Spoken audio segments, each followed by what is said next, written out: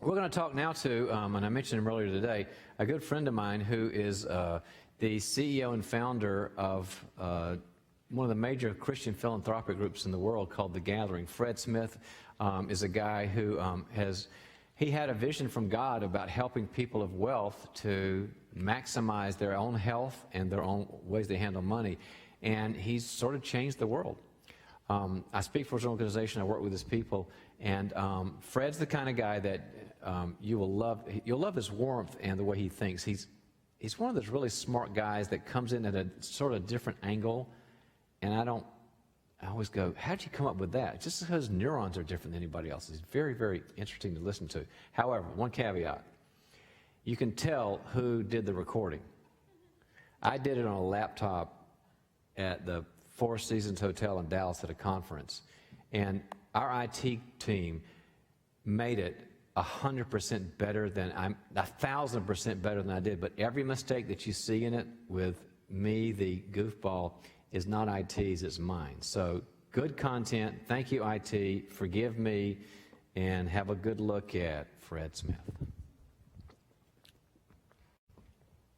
Hi guys, welcome back, and I really hope you're enjoying your studies and that in the Institute you're learning the skills and practices and best practices and some things about yourself to be world changers in all sorts of areas. As you guys know, some of you guys are going to go out and start a business, some of you are going to start a church, some of you are going to be counselors and coaches, but you want to make a difference. You want to be skilled, and it's a treat today to have a really good friend of mine who's accomplished some things in a very specific venue of life that not many people have skills in. He basically had to make it all up himself. He didn't have anybody helping him. But let me tell you a little bit about Fred Smith, and I'm going to interview him. Fred is the CEO and founder of a group called The Gathering, which is an assembly of support and growth spiritually and financially and family-wise for people in the Christian world who are of high capacity who want to give. But he's the guy that puts structure on it, and he puts events together, and he counsels them and disciples them. And it's been wonderful. So, Fred, first off, welcome to Thank you, John. Institute. It's good to be with you. Thank you. Same here. All right. And we are friends. Actually, Fred and I have known each other maybe longer than any other fellow in the Institute, because I did the wedding ceremony for his wonderful niece, Heather, and her husband, Bob, how many years ago? Goodness gracious. Oh, 25. 25 years ago. 30. And so we know where the... And they're still together. Yes, they are. It was great. It was a great ceremony. Yeah. But I've kind of watched Fred and known him for many years, and he's just done great things for the kingdom, for business. So it's you guys are going to learn a lot from. So get your notes out and this sort of thing. And first off, Fred, tell us a little bit about your background and how you got to what you're doing now. Sure. Well, first of all, I failed out of 3 colleges, and that was really helpful. Recipe for success. No, I was one of those typical late bloomers. It took me some time to find out what it was I wanted to do. I think I knew what I wanted to do when I was 9 years old, and when I got there, I didn't want to do it any longer. I knew What was that? It was to be headmaster of a private school, a boarding school. And when I got there, I realized that I was not a fit for them, and they were not a fit for me. And that caused a great deal of confusion about, well, if this isn't it, what is it? And those were the days when you said there has to be an it. There has to be one thing.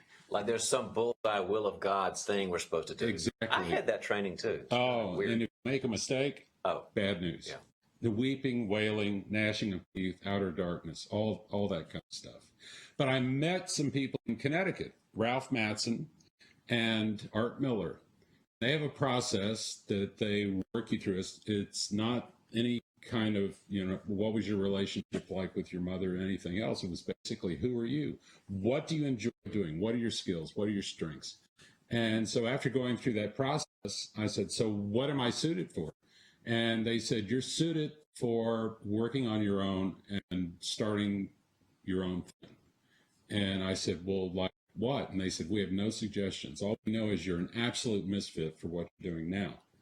So with that encouragement... Which also means unemployable. Unemployable. So I could be a consultant. Don't listen to that part. So at any rate, I walked into the headmaster of the school, the current headmaster, and I said, I trust you with my life, but not my future. And said, I'm leaving. He said, where are you going? I said, I don't have a clue. And I just knew that I was not a fit for that. And I was willing to take the risk and work without a net. And 2 days later, I told my wife what my decision was. And she's not liking working without a net. But then a friend called, Bob Buford. Some of you may have read Halftime or heard of Leadership Network. Bob and I started Leadership Network together. And he called and he said, I'm thinking about doing philanthropy as a result of some business success. And would you come join me and help me? And there's no definition and there's no structure. It's very ambiguous. And I said, that is a perfect fit for me. So I moved to Texas in 1984 and have been here ever since.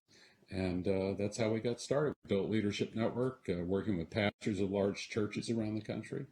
And then in 1996, we formally did the gathering, even though we'd been meeting since 1985. And so that's kind of my background. So really, this is your second enterprise. Yes, it is. Up until the time I was 38, I was, in a career teaching, and then in 38 left because I was very unsatisfied, and the people who were with me were unsatisfied, unhappy. And so went with Bob. And then in 96, I did the same thing. I walked into Bob and I said, I'm in the next chapter of my life at then 46. And he said, what are you going to do? And I said, I don't know, but I'm going to do the next thing. So 2 days later, I told my wife what I'd done. She said, have you lost your mind? Are you having an affair? It became multiple choice. And I said, neither. And she said, what are you thinking? And I said, I just know that there's something else that I'm supposed to do and called to do. And it was at that point that we began some other things. But not everybody's wired up like that. I tell people, I'm not a career counselor. Do not do it the way I did it unless you're wired up the way I am. But there's something there for our students, Fred, because as I'm listening, a lot of them are kind of like, I've got to have the strategic plan for my career for the next 20 years laid out. And it's generally a control issue, rigidity issue, Sure. and anxiety. And you're not wired that way. And you were faithful and smart and you did things, but you didn't have a lot of needs to control your future, and really good things happened. Well, I use the trapeze illustration. I say, if you're going to grab the trapeze and swing, at some point you have to let go and trust that the next trapeze is going to be there, and your momentum will carry you there. But if you try to grab the next one and hold on to this one, it'll just tear you apart. And so you have to, at some point, make the decision that I'm going to live in that swing and live in that momentum, and then grab the next thing and trust that it's there. But again, a lot of us, I meet with a lot of young men and women who are saying, how do I find the perfect will of God for my life? How do I find the perfect career? How do I make sure? And I always say, why do you want to find the will of God? And That's a great question. Almost invariably, people come back to, because I'm afraid of God. Because I'm afraid if I make a mistake, Gotcha. God doesn't like mistakes. And I said, well, tell me how your father taught you how to ride a bicycle. Did you have to be perfect the first time? And they always say, well, no, I fell a lot of times. I said, well, do you think God expects you to ride the bicycle the first time you try? And they said, no. And I said, well, what about mistakes? Yeah. Are mistakes sins, or are mistakes the way we learn, and is God pleased when we make mistakes? But most all the younger people I meet, and I was probably this way at one point, was I want to know the will of God because I'm afraid of God. That's like 95% of the people that I work with. Really? Yeah. It's that God's wanting to say, gotcha, you missed the bullseye, now you're on the bench. It's awful. Yeah, and I'm not going to tell you what it is, but if you're wrong, I'll destroy you. Yeah. Yeah. So this is the guy that believes in grace, guys, Dude. and lives by it. Yeah. So let's talk about the gathering.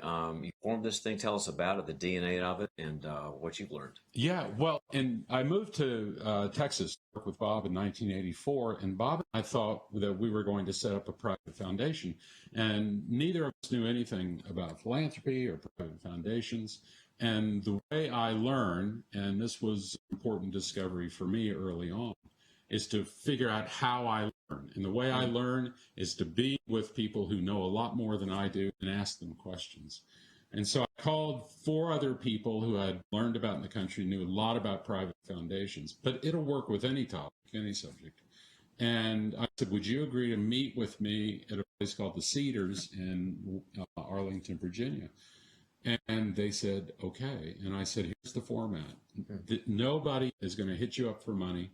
You know a lot about philanthropy, and I want to learn. And so would you meet with me? They agreed.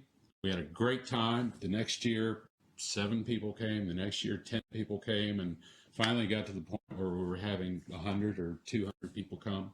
And we decided that was the time to actually incorporate it. But the core values were, this is a safe place.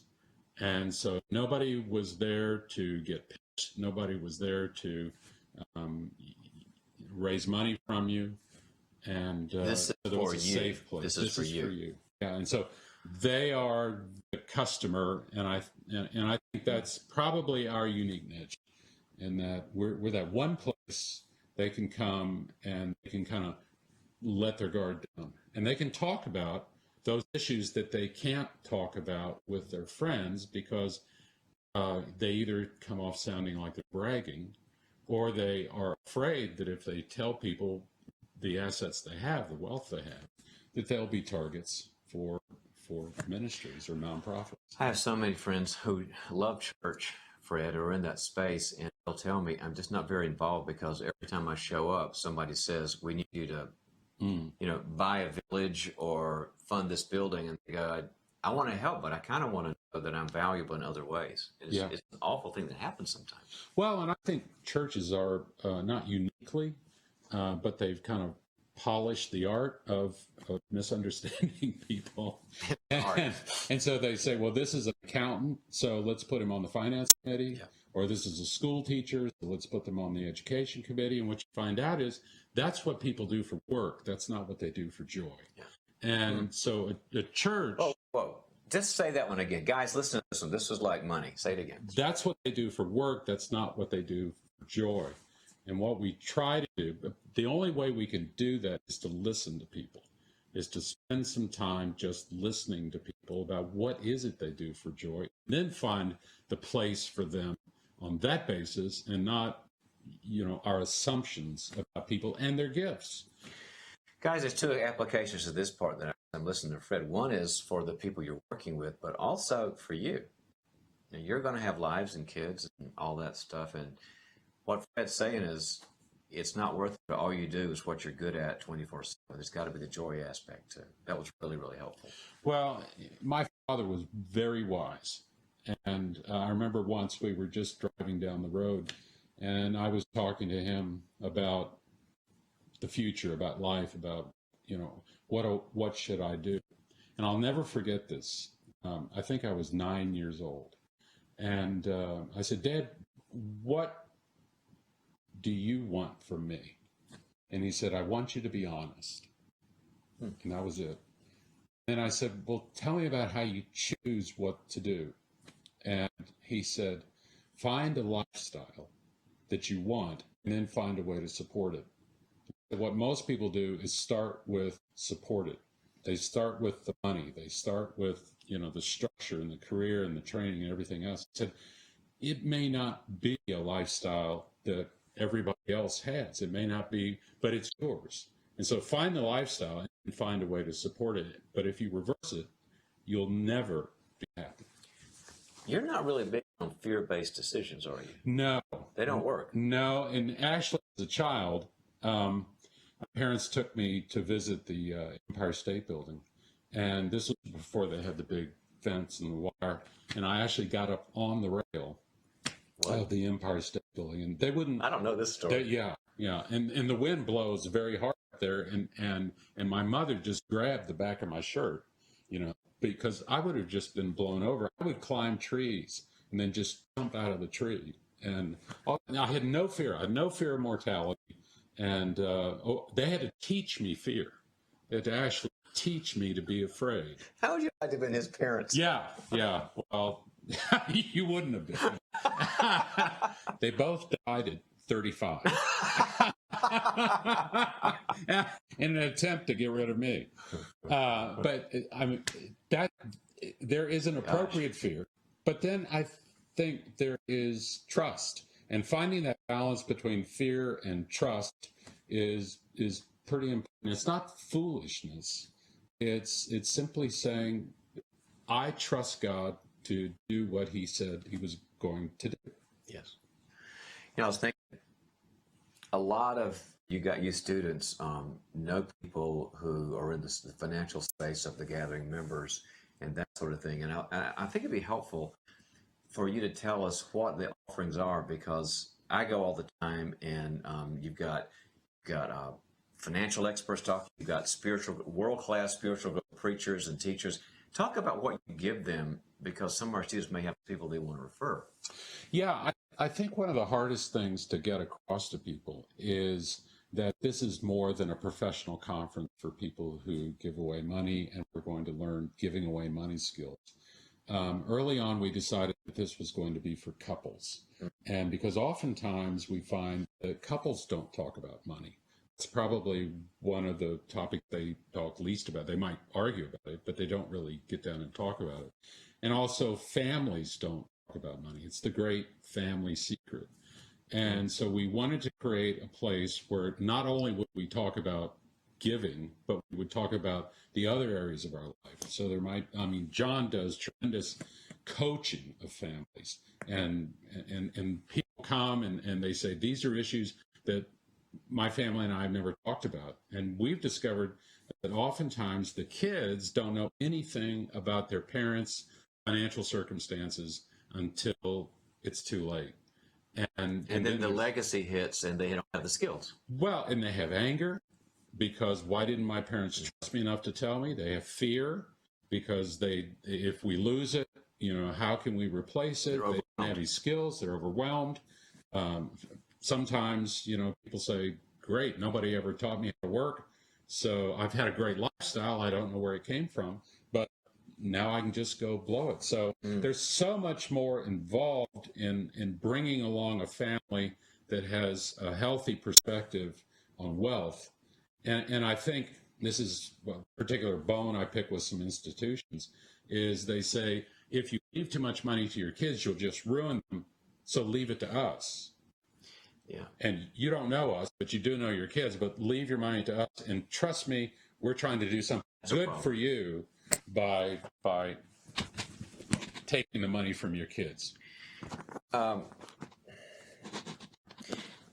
You've been doing this a long time, and one thing that you and I've talked about is now it's generational. You've been with people that started great businesses and that sort of thing, and then a second generation that's worked in that, and now a third, and sometimes fourth. You're working with sometimes fourth generation. Yeah. And it's a very different dynamic. Their experience and their needs are very different, right? Yeah, no, they are. The other night in one of the sessions, the Bible teacher, Michael Card, asked the audience to raise their hand and say, how many of you, your grandfathers were farmers? And say half the crowd raised their hand. And he said, how many of you, your parents were farmers? And, a lot of hands went down. Then he said, this is a crowd of 350 people. And how many of you are farmers? One person raised their hand. Within 2 generations. Within 2 generations. And that's not just true of farming. It's true of all kinds of other things. And so generational change, as it relates to the perspective on wealth, money, lifestyle, because a lot of kids have grown up not knowing the source of wealth. They just know that they have a great lifestyle.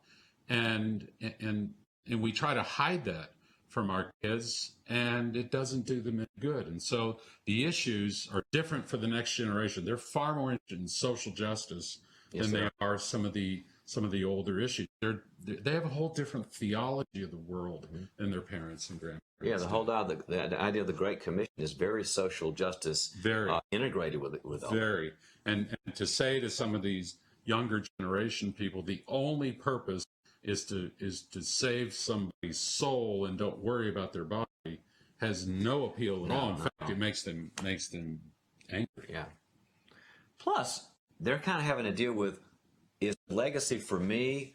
Was I born to this, or can I go do something entrepreneurial or whatever? And they've got to work out all that because there's expectations sometimes too, right? Yeah, there are. What they found is that if you leave money to someone who has no sense of doing something on their own, those people, it will almost make them worse. It'll immobilize them. Mm-hmm. If you leave money to an entrepreneur, no matter how much that money is, they'll use it well because they see money differently. Yeah. They see money as a tool. Yeah.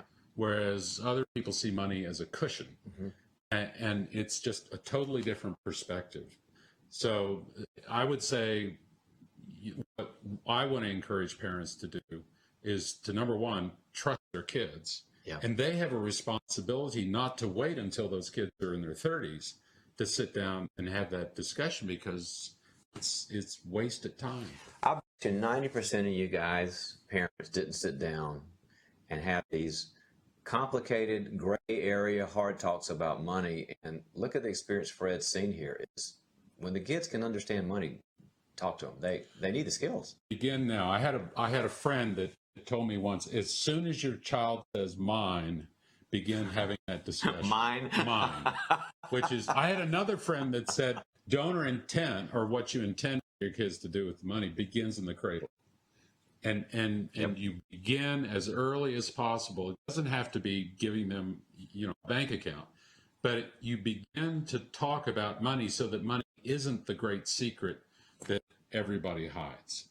And to live working that out and growing their whole life. It's an integrated part of their life. Exactly. Not just, hey, you're of age now you get the big, Wizard of Oz scoop. It's and whether we like it or not, money is a huge part of our life. Yeah. And it's a part of our life that we don't talk about enough, because we think that, people will be bragging, and it's not. I oftentimes, when I talk to people, I pull out my wallet and I say, two of the things I care the most about and think most about are in this wallet. And I'll pull out a picture of my family, mm-hmm. and I'll show it to them. I say, would you mind if I talk to you about my kids? And they'll go, oh, we'd love to know about your kids. And then I reach into the money compartment and I pull out a $20 bill and I say, would you mind if I talk to you about my money? And they'll go, oh, please, please, please, don't. And I said, but they're both important to me, and they're both important to you, and they're both in the same place for a reason. Those things are close to our heart. Absolutely. You made me think about that passage in 1 Timothy. Steve Perry, who's a good friend of both of ours, and he was you guys know that he is also a fellow institute, and you've seen his video. He was talking about in his book he wrote, he redid his study of 1 Timothy, and it doesn't say money is the root of all evil. It says the love of money is a root of evil. And right. God made a tool here. Yeah. And he also, John Stott was so good at this. He said there's two temptations around wealth in those books. Paul says that, beware those of you who are rich, yep. because there are certain sins around being rich. And then he said, but beware of those who desire to become rich, because there's a whole separate set of sins and temptations around the desire to be rich. And so it's really important. I think one of the biggest questions to ask as you're early on in life is found in that discussion, the disciples, as they're walking along as young men, and they're discussing what does it mean to be great. And I always say, when you're young, that's an incredibly important discussion to have. I encourage you, if you're young or if you're old, have a discussion about what does it mean to be great, and get that clear in your mind, because later on, 3 years later, when they've had the acclaim of the crowds and the miracles and importance and celebrities and everything else, they ask a different question. Because in Luke 22, they are arguing among themselves, not discussing. and they're actually asking, what does it mean to appear to be great?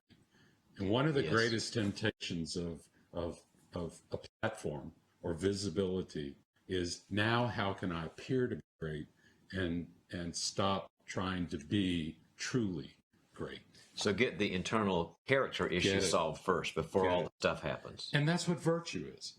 Yes. Virtue is character, and it says, get virtue, get It wisdom, always comes first. get character. Fred, tell these guys and gals, give them some advice. They're working hard. Most of them are, I think 70% of them are married with families, 30% are single. But they're working hard on an online program where they want to do good and pay attention to make the most of their experience. What would you tell somebody who is in that space? Well, Gary Hacken was one of the speakers, and he was Gary's talking. great. He was talking about the discipline, the slow moments, the boring moments, the drudging moments. Oswald Chambers talks about those moments that aren't great, that are invisible. And I think, as I look back, the most important times of my life were the times I didn't think were important. And that's when you build the character. That's when you build the discipline. That's when you do the work that you'd really like somebody else to do. And that's when you're being formed. So my advice to people is, don't look for thrills, don't look for great experiences, but look for an opportunity to build character and to be responsible. There's nothing better in the world than living with a sense of responsibility. And as you know, the Viktor Frankl in Man's Search for Meaning says, don't look for the meaning of your life. Look for what life requires of you. And I think that's probably, I'm a lot of people that say, I'm looking for my passion. And sometimes I think we've raised ourselves to be spiritual narcissists, because it's all about us. And what Frankl was saying is, life expects something of you, and find out what that is, and whatever your hand finds to do it with all your might.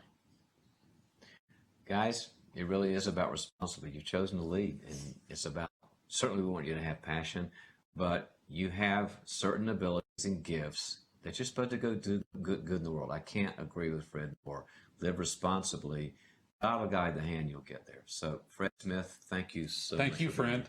here. This was great. We really are friends. We are.